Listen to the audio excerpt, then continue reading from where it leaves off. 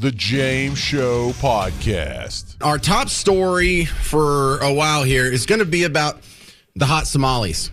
They're not like hot. It sounds like hot tamale, and I'm just trying to have some fun with it. Shut up, Mike. But this is at the forefront of a whole lot of other conversations can be wove into this, because this is really about immigration. This is really about, a lot of people say they want to fix immigration or do something about immigration. Well, what do you want to do? What do you want to fix about it? How would you make it any different? And so this is a conversation that needs to be had, because according to some people, this isn't going to work out too well. And by some people, if you want to ask what are the long-term effects of mass immigration, of people who come from overseas and don't assimilate, ask the Indians. And I don't mean like the Elizabeth Warrens out there. I mean, ask the real Indians. Hey, how'd that work out? How'd that work out, having unfettered immigration with people who didn't assimilate in massive waves? How'd that work out when they came in and they didn't learn your culture? They didn't adopt your religion. They didn't intermarry. They kept their own little separate thing going. How'd that work out? Did that work out good for the Indians? Because when we do it, we're awful colonizers. We're invaders. We're destructive, terrible people. We're the worst ever. I mean, God, we're white people. Anything worse than that? So this isn't really about Somalis overall. It's just about Somalians today. And so this is a long overdue conversation. This is a conversation that is fraught with piles and piles of emotions. The people who get really worked up about this, and you can hear them getting like emotionally excited. That works against us. You cannot have a rational conversation with people who are emotional. Emotion is inherently irrational. Right? The amount that you love your children is completely irrational. You'd take a bullet for your kid, wouldn't you? Kind of irrational. So let's think, let's try and avoid emotion as much as we can, but we're not going to be able to block it all out. And so we're just going to have to deal with it. You're going to have to deal with people calling you racist, sexist, bigot, homophobe, Nazi, xenophobe, all the terrible things that Donald Trump's being called right now. Just go ahead and get ready for it. It's going to happen. That's what you're going to be called. Now, once you get that out of the way, then that takes a lot of the sting out of so much of the talking points that are going to be used against you. So with all this set up, that brings me to, hang on a second. That brings me to my first soundbite. And the first soundbite I'm playing here, I had a real hard time deciding who's going to go first. But I'm going to start with this clip from Trump. Now, I had this yesterday. I didn't play this part yesterday because no one else was really talking about it. But this is going to set up the back and forth. Trump, I agree with him. So many of these people that are here should be gone. So many of the people that are here, and some of them who have already gotten legal status, a permanent residency or a green card, or even been naturalized citizens. Some of that's going to have to be revoked, and some people are going to have to be sent back. All right, here's Trump. Thank you. The mayor of Minneapolis, Jacob Frey, is saying that he's actually proud to have the largest Somali community in the country, and his police chief... Well, then he's a fool. Well, his police chief is also saying... I wouldn't be proud to have the largest Somalian. Look at their nation. Look how bad their nation is. It's not even a nation. It's just people walking around killing each other. Look, these Somalians have taken billions of dollars out of our country. They've taken billions and billions of dollars. They have a representative, Ilhan Omar, who they say married her brother. It's a fraud. She tries to deny it now, but you can't really deny it because, it just happened. She shouldn't be allowed to be a congresswoman, and I'm sure people are looking at that. And she should be thrown the hell out of our country. And most of those people, they have destroyed Minnesota. Okay? All right. If I could ask one thing of the Trump administration, it'd be like, can we get to the bottom of this brother thing? Because I've seen some evidence that floats through social media that, hey, it looks like she married her brother. Why can't we act on that? Why can't we go ahead, find that case, prove it, and either kick her out of office or deport her or revoke her citizenship or whatever, or shut up about it? Stop saying she was with her brother. You're in a position to prove it.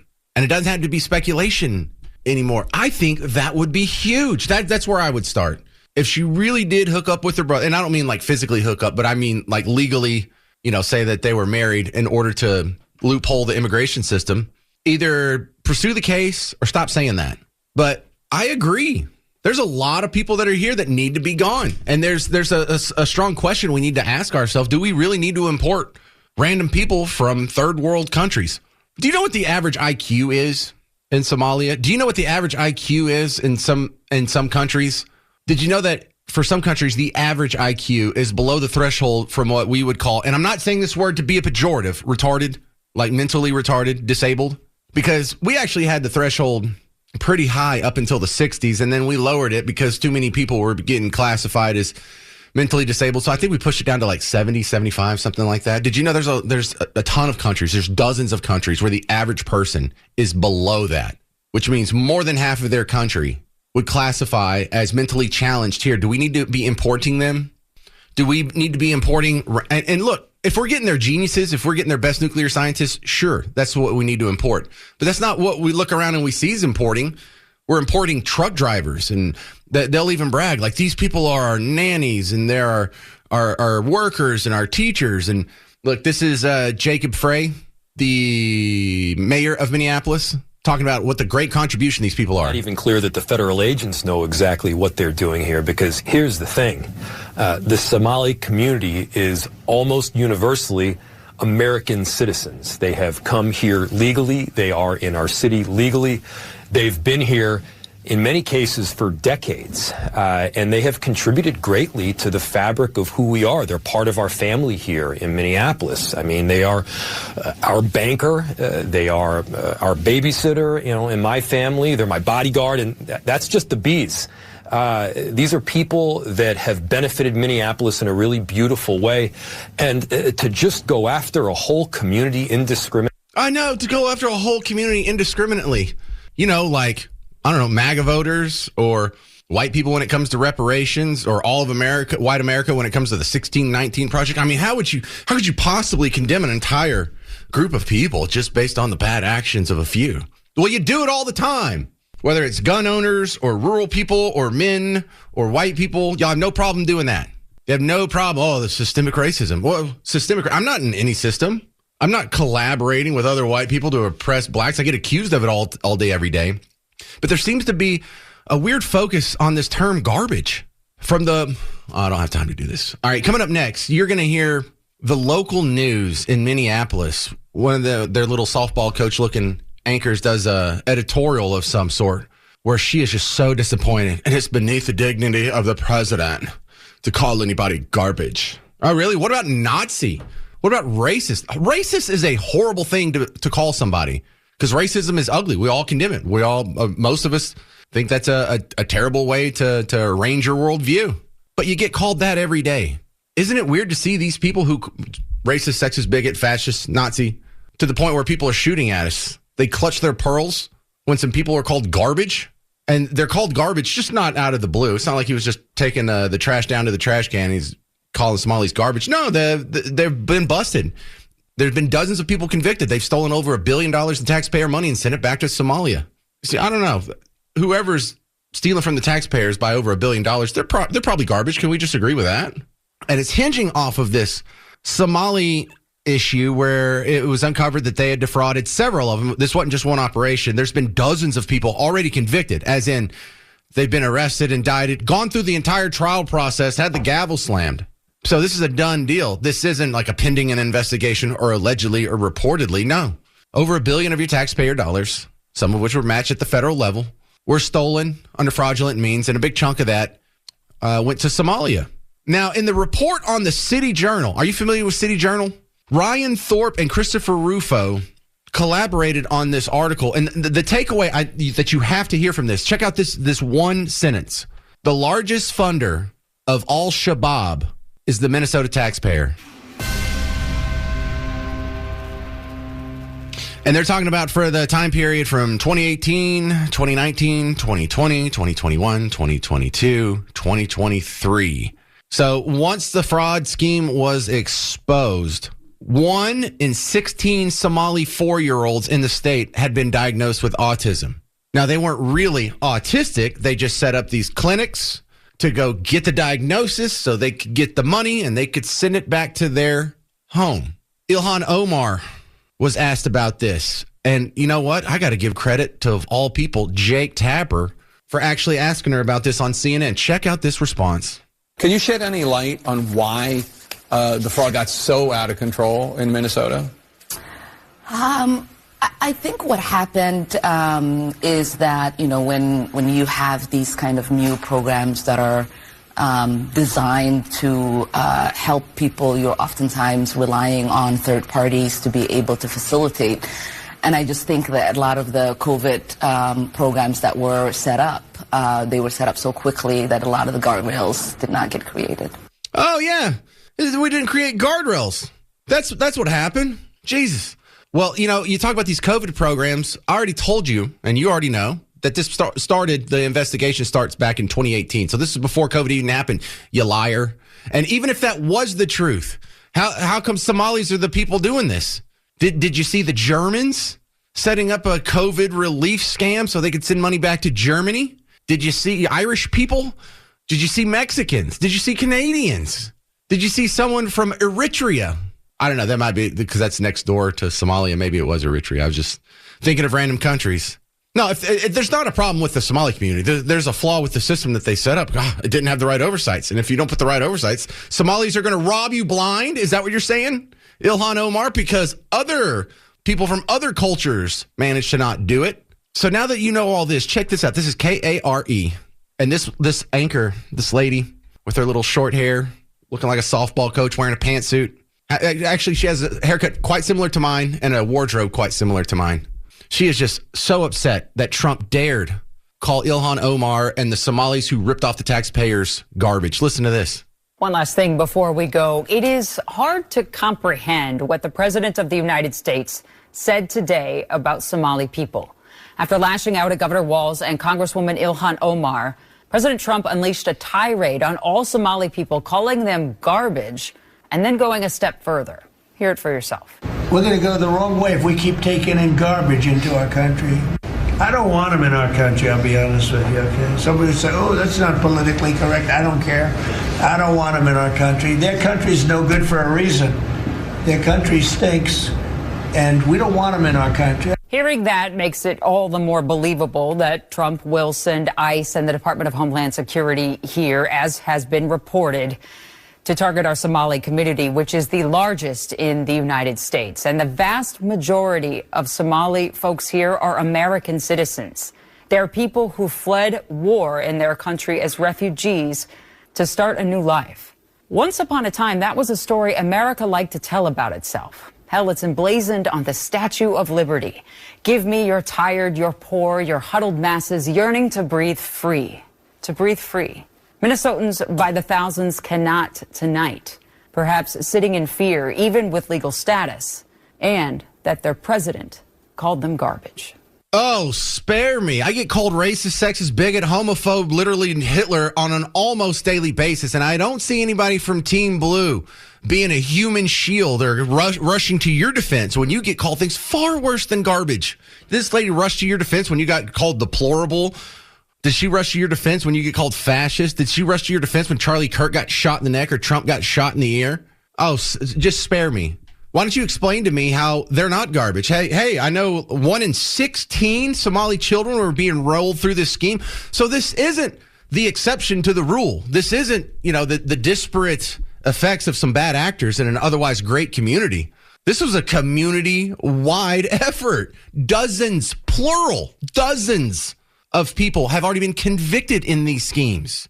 Overall, Somalia is one of the worst countries on the planet. I would say Haiti's probably worse, more of a failed society, but Somalia is down at the bottom. And the reason it is, you could say, well, it's corruption or whatnot. Well, why don't we have corruption here? We don't tolerate it as much as they do. And so some countries are more corrupt than others. Some countries are incredibly corrupt. Some countries are just kind of corrupt. But the people in the country, in all countries, are the reason why, for the most part, that's the way the country is. It's not the mineral resources under them. It's not the climate around them. It's not the topography. It's not the hills and the mountains. It's the people. It's the culture. It's their mores. It's their values. It's their tradition. It's the way they conduct themselves. And so when you talk about, we need to bring people here, diversity is our strength. Well, if we start importing the most failed culture, the people who follow the most failed values and mores and traditions, and this isn't a race thing. This is a culture thing. This is a value thing. This is a content of your character thing. You're importing that into your country. Does anybody look at the Cleveland Browns and say, man, We need to do whatever they're doing. We need to get some of their front office people in here, whoever's making their draft picks, whoever their second string quarterback is. We need to bring him in here. No. Why? Cleveland Browns has a terrible history of failure. So you don't want to emulate them. You do not want to bring them into your system, especially not the people who are going to be making decisions on behalf of your franchise. So with that, we have people talking in generalities, and it gets really ugly. And I can get that it feels ugly. It feels bad to have to say that some countries are garbage. Some countries are less successful than others. I'm sorry. I wish all countries were some different variation of successful, but some aren't, and we have to be truthful about it because we're paying the negative consequences of the bad decisions. Now, Sunny Hostin hears this on The View, and of course, what does she say? Oh, it's just racist. Got it. A president who likes dog whistles, a president who likes to divide and have a target, and this time it's the Somalis. Before it was the Haitians. Before that, it was the bad hombres, the Mexicans. But the Venezuelans, you know, he wants to paint them all as gang members and members of Tren de Aragua. I don't know why you keep saying that, because he says he's not a racist. Well, and that's the thing. What does it say about people who follow him? I have yet to meet a racist that raises their hand and says, yes, I am a racist. But I think we need to be able to call... they do now. But some do. Yeah, they're very happy to tell you now. But I think we need to call a thing a thing. The President of the United States is using racist language. He is. He's using discriminatory language. He is targeting an entire group in a discriminatory way. Again, and again, and again. And when do we as Americans say being a racist or using hateful racist language is unbecoming of the office of the President of the United States? We need to be able to say that. And we need to be able to say it out loud. Yeah, I'm not going to argue against him. I'm just going to declare whatever he says as racist, and then I don't have to argue against it because we all agree racism is bad. What an intellectual shortcut that is. And it's not doing anybody good. They don't even want to have the real dialogue. They don't even want to have the real discussion about it. They just want to declare you as evil, dismiss you, and then go forward doing their whatever. So here's a report. This is a recent report from Fox 9, and this is a Somali immigrant. They don't tell you this in the story, but you see the picture. You hear his name. You go look it up. This is a Somali immigrant. Recently, did he contribute? Man out on probation for sexual assault is charged once again. This time, prosecutors say he picked up a woman he met on Snapchat and raped her at a hotel in Bloomington. Now, prosecutors once called this man an extreme public safety risk, but he never spent a day in prison for his previous crimes. Fox 9's Mike Manzoni joining us from our newsroom now. And Mike, prosecutors signed off on plea deals in these previous cases. Kelsey and Randy, a judge sentenced the Minneapolis man in those cases back in May, but he got credit for time served, so he never went to prison. It was all part of a pair of plea deals. This is the man we're talking about. His name is Abdimahat Billy Muhammad, but prosecutors say the 28-year-old uses the names Kareem and Altesto on Snapchat, and that is where investigators say he met his latest victim as well as his two previous ones. Prosecutors say he picked up his most recent victim in Mankato back in September and drove her to a hotel near the Mall of America where he took her phone, told her she wasn't leaving, raped her, and held her against her will for days. That's according to prosecutors. Investigators used DNA to identify Muhammad as the suspect. His profile was already in the database from previous cases involving sexual assaults in Minneapolis in 2017 and another one in 2024. A Hennepin County judge sentenced Muhammad in May in those cases, including one involving a 15-year-old girl. Prosecutors say two other unidentified men took part in that assault, and one threatened the victim with a gun. But Muhammad never spent a day in prison, as we said, because he got credit for time served while awaiting trial as part of a pair of plea deals. We've reached out to the Hennepin County Attorney's Office for comment. A spokesman there told us it is checking into it. So this dude's been on an 8-year raping spree with multiple victims, hasn't spent one day in prison because every time he gets caught, some bleeding heart, just really empathetic, not hateful at all, not like you evil racist Trumpers, keeps letting him out. Now, this isn't, okay, James, you're, again, staining an entire community by the actions of some bad ones. All right, let's go back to the viral video here. This is a guy asking some African immigrants, do you rape girls? You rape girls? Some of us, yeah, some of us. Do you know how many times you've done that? How many times have you raped girls? I did it maybe 2 or 3 times. I did it once. I did it 4 times. One of us pretends as if he's a nice guy. He wants to get her number or something, and you would grab her and say, "Hey, shut up." Surely she shouts, no? No, we tell him that. We make sure that she doesn't. When you scream, we tell him that when you scream, we're gonna kill you. Yeah, she will stay still. She will never scream. He grabs the legs, both of the legs. I grab the hands, and then he deals with the clothes, Yeah, and then we go one by one. We call it Jagro. Yeah, you enjoying it, huh? And we would he'd beat our hands, high five. What's it? Yeah, we're doing it. Let's do this. The consequences of what you're doing in terms of how that affects exactly the person that's raped. Yeah, the consequences, we look at that all the time, because it happens. She might scream, people might wake up. I'm talking about the emotional effect, the physical effect it has on the girl. Yeah. Sometimes we know that we might rape her and wake up tomorrow with viruses ourselves. What about regretting what you've done to the girl? I also do regret about it, because if she fell pregnant, what will be that baby's father? Who will be that baby's father? And the terrible tragedy here is that you have feminists defending this culture. I don't want people who come from this culture. There was 3 guys just talking about it like you and I talk about a football game. So it's the most normal thing in the world to these guys. I don't care what race you're from, what nationality you're from. I don't care if you're fleeing war, you're a refugee, or seeking asylum. If you come from a culture that's okay with raping women, you are not welcome in America. And if you are already here, denaturalize them, send them back from whence they came. Whatever the country is, whatever the skin tone is, you think race matters when someone's raping your daughter? You think race matters when they're stealing $1 billion of your tax money and sending it to a third world hellhole? No, racism is such a cheap, thoughtless, intellectual shortcut. We need to have this real conversation, and it's going to be ugly, and you're going to be called ugly names.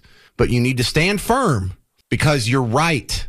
This needs to be understood in a wider context, because we're not really just talking about Somali immigrants here. We're talking about our immigration system as a whole.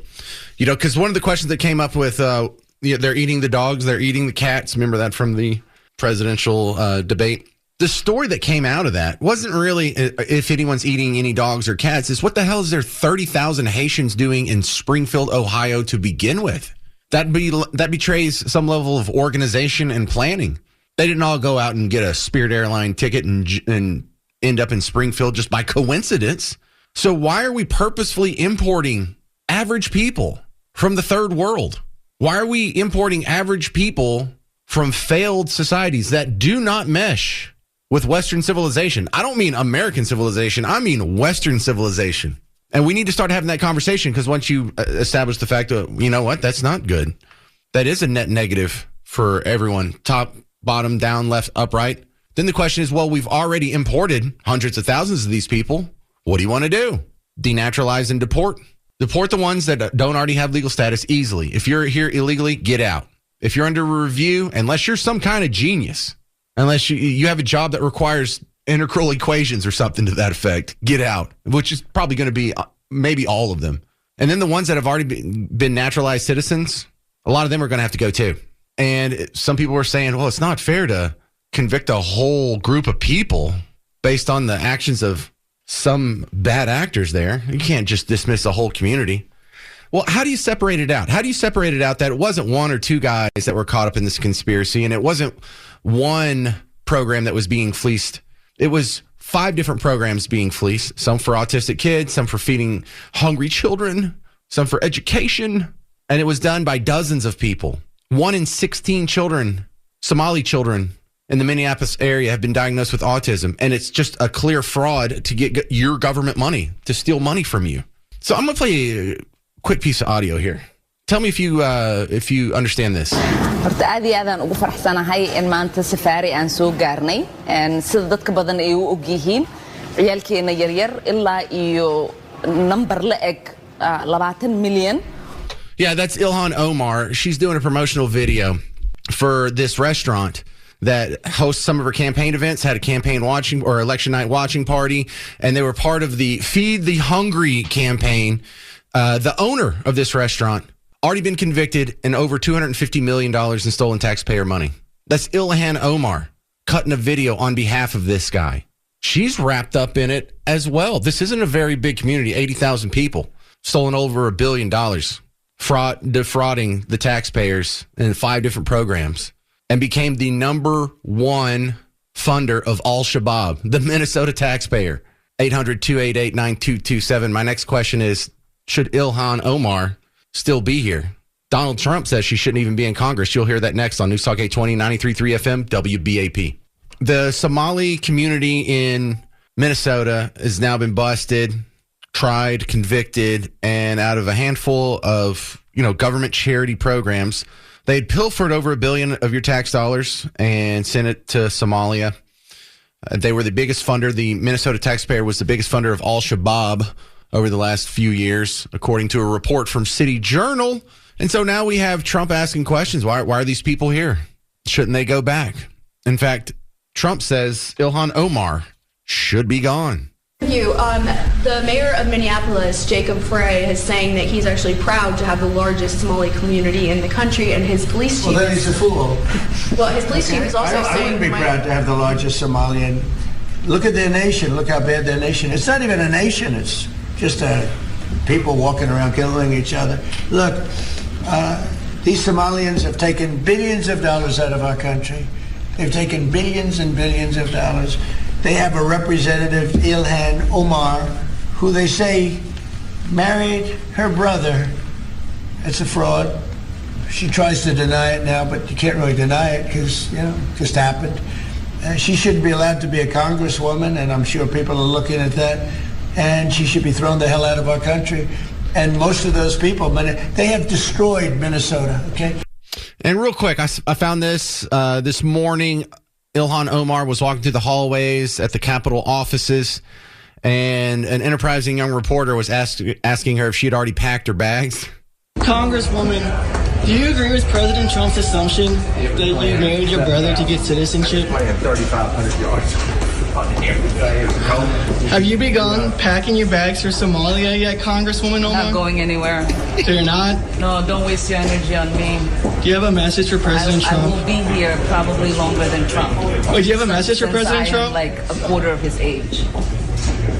Do you have anything else you'd like to say to him? Some old man losing his mind. I don't know why he's obsessed with me. Interesting. Well, thank you, Congresswoman. Yeah, I hope he gets help. Thank you. Hero in Possum Kingdom, you're on WBAP. What do you think? Yes, sir. Good afternoon. Not just generalizing the topic of Haitians, but just immigration in general. I have a partner that's from Venezuela. Her TPS status ran out. She's been in the country for 9 years. She's the hardest worker I ever seen and the most loving mother of 2 that I know, right? Okay. So when you were saying earlier, you said green card or no green card, if you're an immigrant, then, everybody goes back. I mean, that kind of hurts the heart a little bit because there's Americans here in this country, right? And we see it almost every day. They got Mercedes-Benzes, LS460s, driving down to the friggin' government cheese line, collecting welfare and all that other stuff. So those Americans deserve to be in this country.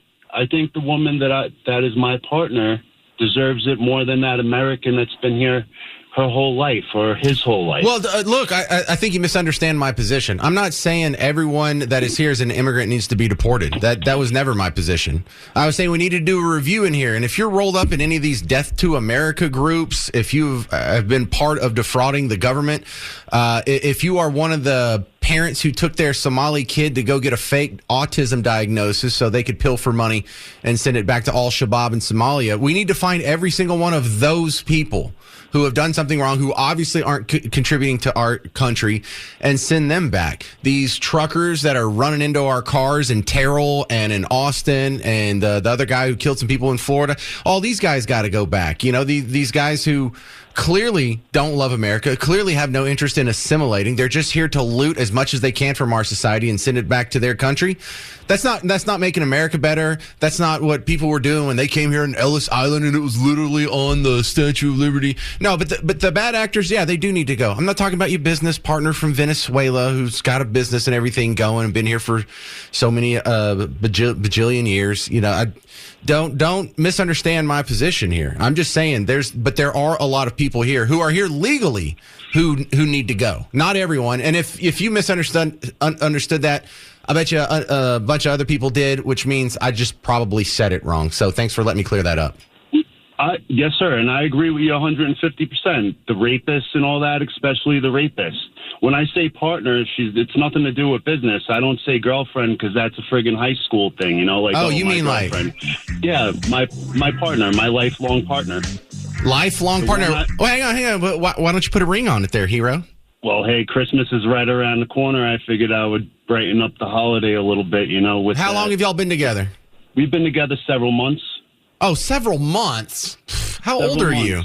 I'm 45. All right. Have you been married before? I've been married once. One time in my life. It was the worst experience I ever had.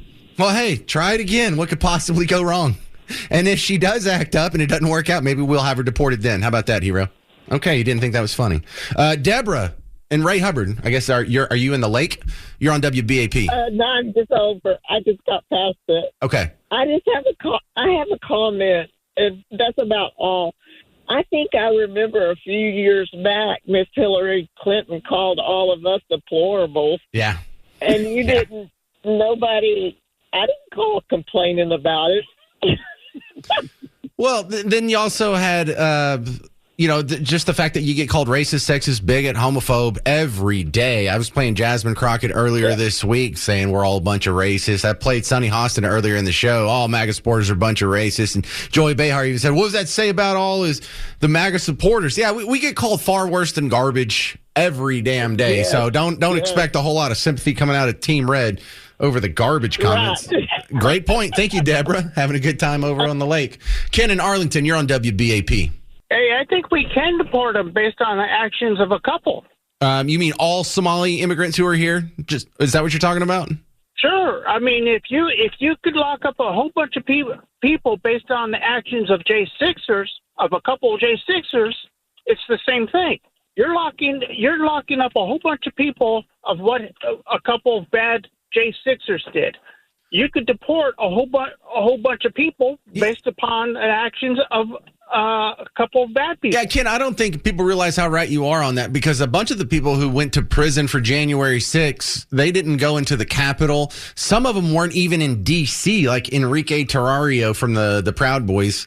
Right. Like, I don't even think he was in D.C. on that day. Like, I don't think he was legally allowed to be in D.C. as part of the reason he was back in Texas, I thought. I thought he was back in Texas. I mean, if J6 goes down and you're 200-300 miles away, but they're going to go after you, and you're not even in the same state. Well, I mean, Washington's not a state; it's a district.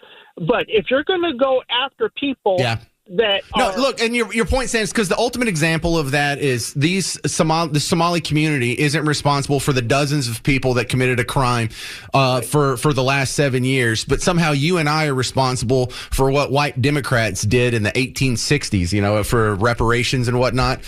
So yeah, it's very selective accountability for community groups that we see over here. The James Show Podcast.